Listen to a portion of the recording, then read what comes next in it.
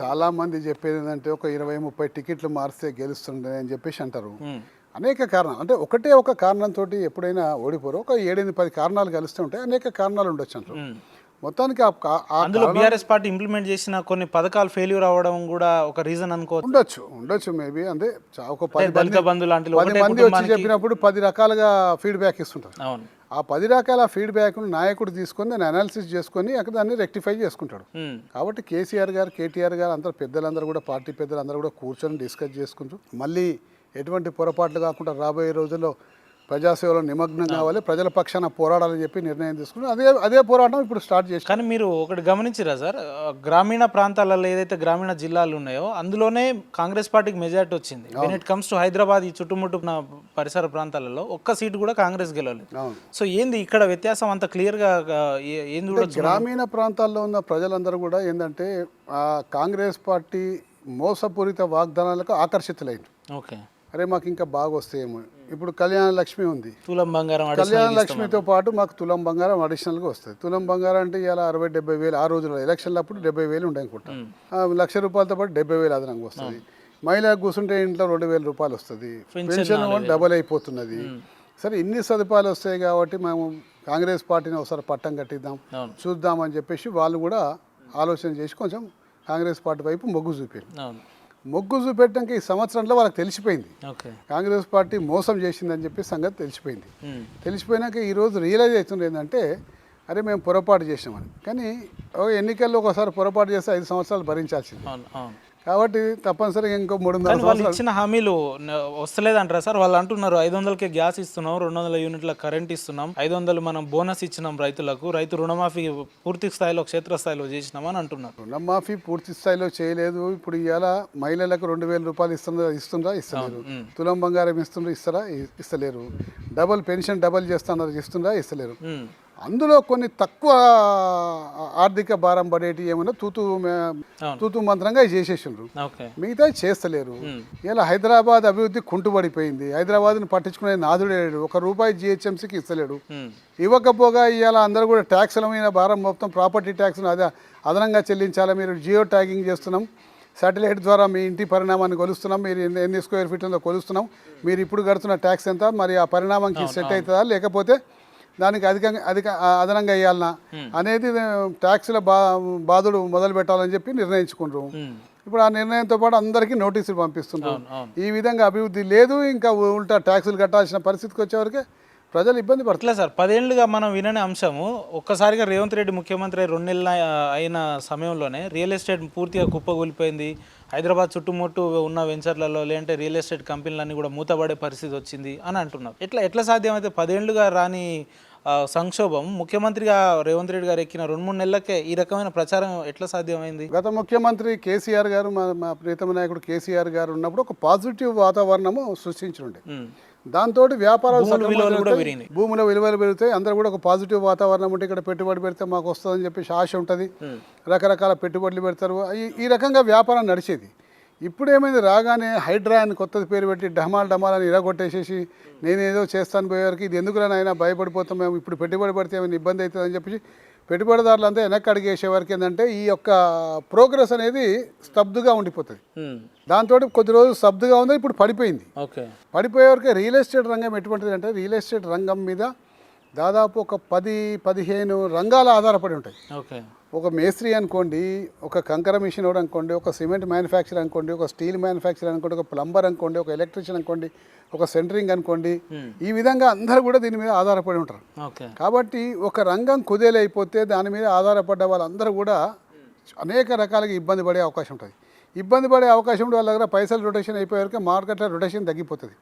తద్వారా మాంద్యం దిశగా మనం అడుగులేసే పరిస్థితి ఏర్పడుతుంది. ప్రస్తుతానికి ఆ పరిస్థితే ఉన్నది. దానికి ప్రోత్సాహాలు ఇచ్చి ఒక పాజిటివ్ వాతావరణం క్రియేట్ చేస్తే మంచిగా ఉంటుంది. హైడ్రా వద్దు, హైడ్రా మంచిది కాదని అంటలేము. కానీ హైడ్రాని నిష్పక్షపాతంగా అమలు చేసినప్పుడే నువ్వు గొప్పవానివి అవుతావు. నిష్పక్షపాతంగా అమలు కానప్పుడు ఇవాళ హైడ్రా పెట్టి కేవలం సతాయిస్తాంకు వీడిని సతాయిస్తాంకు వీడి ఇక్కడ చెరువులో ఇల్లు కడుతుండా, లేకపోతే చెరువులో ఇల్లు దగ్గర కడుతుండా, నువ్వు చెరువులో ఇల్లు కడుతున్నావు అని చెప్పి భయభ్రాంతులు చేసిన దగ్గరికి వెళ్ళి వసూలు చేసుకుందామా, ఈ ఆలోచనలు ఉన్నంతసేపు ఈ రియల్ అంటే ఎస్టేట్ ఏంటి ముఖ్యమంత్రి గారు బ్లాక్ మెయిల్ చేస్తున్నారని మీరు ఉద్దేశిస్తున్నారు? అంటే అనేక రకాలుగా అనేక మంది ఈ రోజు కాంగ్రెస్ పార్టీలో ఉన్న వాళ్ళు అనేక రకాలుగా ఇవాళ వసూలు కార్యక్రమమే ఉంటుంది. ఓకే. ఏ రకంగా సరే ఎవరు మాకు ఏం వస్తుంది ఏం చేస్తాం ఈ మేము 3.5 సంవత్సరాల కన్నా ఇంకెక్కువ ఉండలేము, దాని తర్వాత మా పరిస్థితి మళ్ళీ 20 సంవత్సరాల దాకా రానియరని చేస్తున్నారా ఇప్పుడు వాళ్ళకు కూడా అర్థమైపోయింది. మంత్రులు అంతా వసూలు చేస్తున్నారు? అందరూ చేస్తున్నాండి.